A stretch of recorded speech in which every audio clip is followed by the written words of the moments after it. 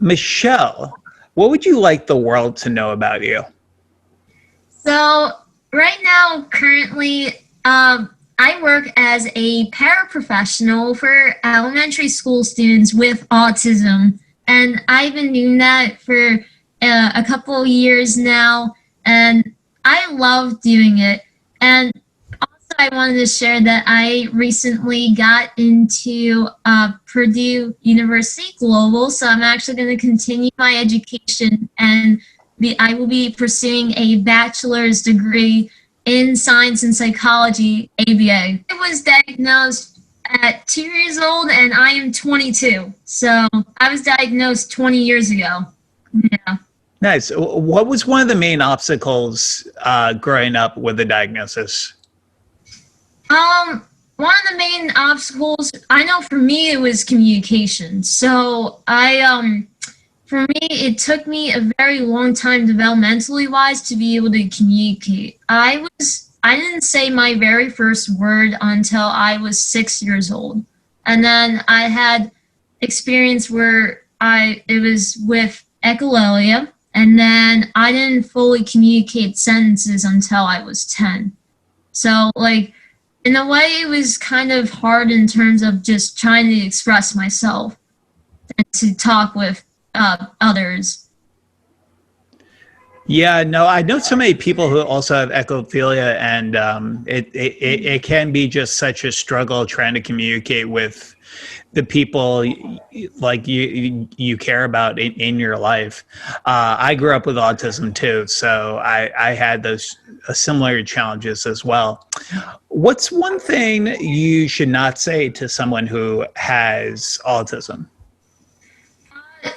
I would tell people that I would tell them not to judge someone and like say that you don't look like you're autistic, because that doesn't mean anything. Like, there are people out there that, do not assume about it. Like, don't make assumptions. I love that. I love that.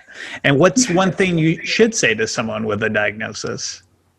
That you should say. So if there is something that I would say to tell this person that they can do anything, that everyone is capable and has their own abilities and stuff. So I feel that that's important. Nice. And what do you like to do for fun? What I like to do for fun, I enjoy listening to music. I am a big reader. I love to read books and stuff. And most importantly, I love spending time with my friends and my family. I just love being around the people that I love so much. Nice. And when did you start liking Marvel movies? I started liking Marvel movies. It was like in my middle school years. It actually was through my siblings and stuff. And we were like, that was a bond that we always had, was watching Marvel movies. So we would like go to the movie theaters whenever a Marvel movie came out. We would go and see it in theaters. What's one of your favorites? One of my favorites would be, actually, it's one of the more recent ones. Was Avengers Endgame. That was great. It was phenomenal, like absolutely phenomenal. What is one misconception you see out there in the autism community that you wish was debunked?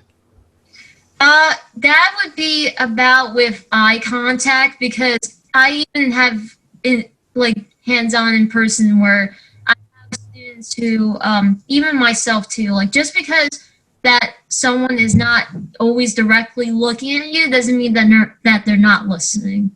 They are listening to you. Oh, that's awesome. Yeah. So many people, they think in our community that if somebody's not looking at you directly in the eye, that means that they're not listening to what you're saying. And that couldn't be farther from the truth. So what was one of your greatest challenges growing up on the autism spectrum? And then what was one of your greatest accomplishments up to this point in your life, would you say?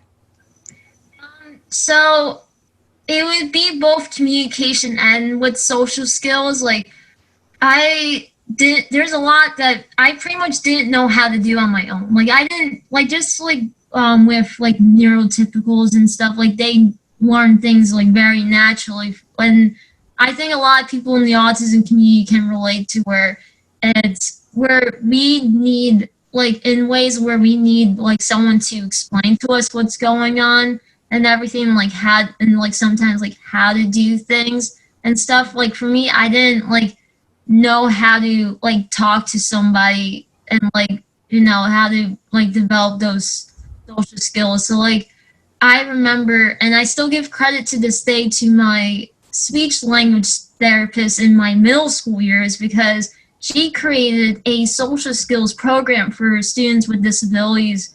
And if it wasn't for her, I wouldn't have been able to like develop my social skills and be able to talk to people. And like one of the things I've gotten to do on the side is like doing keynote speeches and stuff. Like I've gotten to, since I was 18, I've gotten to share my story of living with autism to organizations in New Jersey.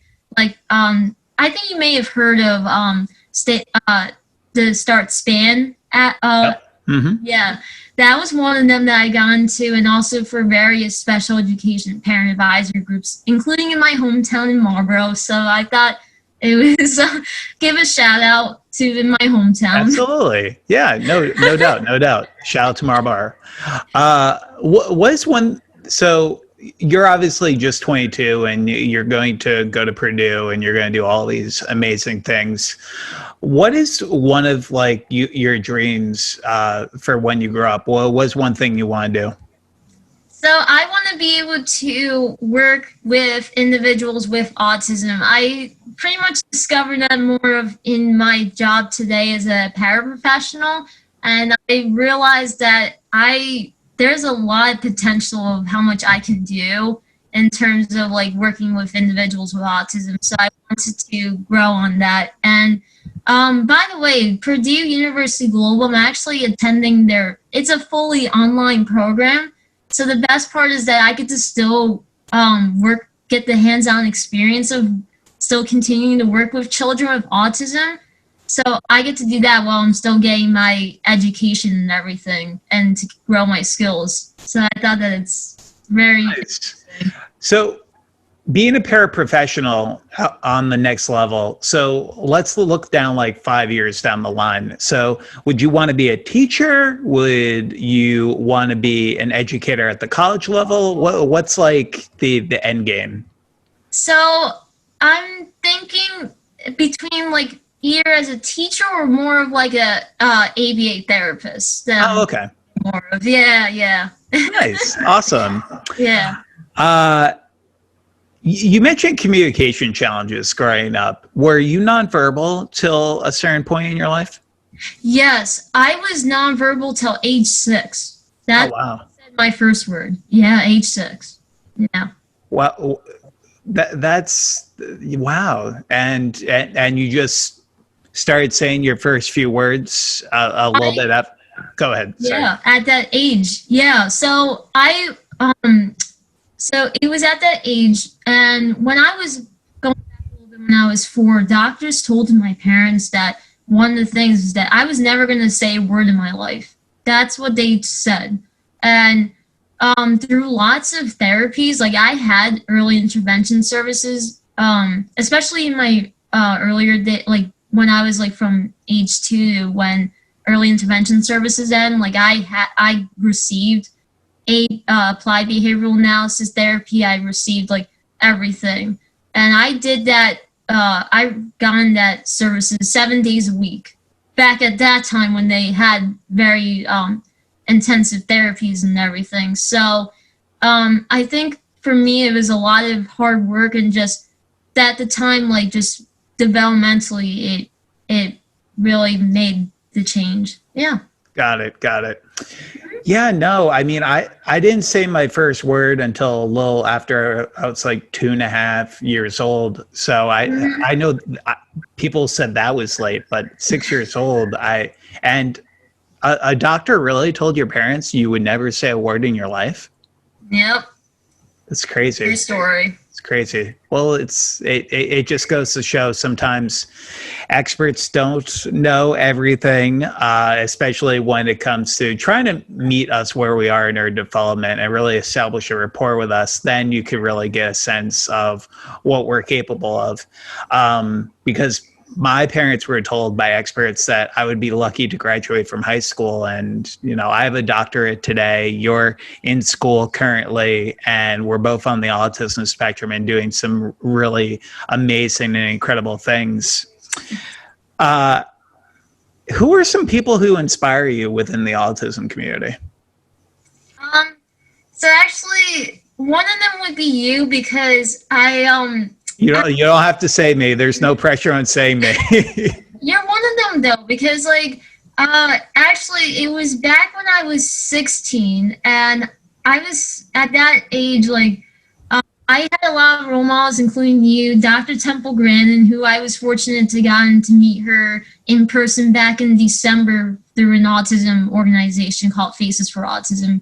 Another shout out, by the way, because they the founders, they have a good connection with my dad and stuff. So awesome. Yeah, no, I love them. I was a keynote speaker with them 3-4 years ago. They're a great group. Shout out to Faces for Autism. They're an incredible organization.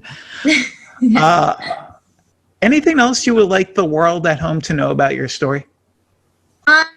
Just for everyone to know is to not give up, because there is so much potential in any individual with autism, no matter where they are in the spectrum. Everyone, Kerry Magro here from A Special Community. I can't thank you enough for watching this video, and if you like this video, please click on some more videos around our YouTube page.